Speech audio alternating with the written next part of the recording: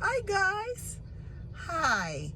I'm gonna start this talk with a poem that I wrote a few months ago, maybe a couple months ago. And now I read the poem again, and now my perspective on the poem has changed just from a couple months ago reading the same poem. So let me read it to you guys, and then I'm gonna tell you what more or less has changed. And the name of the poem is Will You Love Me When I'm Not Pretty? And it goes like this. Will you love me when I'm not pretty? When my face is not tight? Will you smile when my smile is not radiant? Will you hold me through the night? Will you love me when I'm weak and my walk is kind of slow? When my eyes are kind of blurry, when they have lost their glow?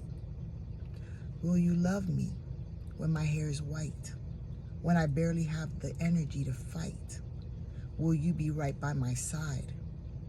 Will you still have feelings for me inside?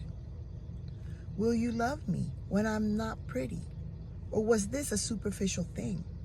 I need to know the answer before I say yes to that ring. Okay? So,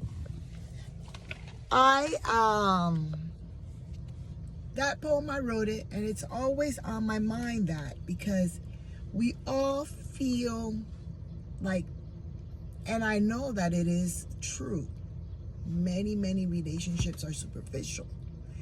And I was reading that poem, I was writing the poem with the thought of someone else validating me.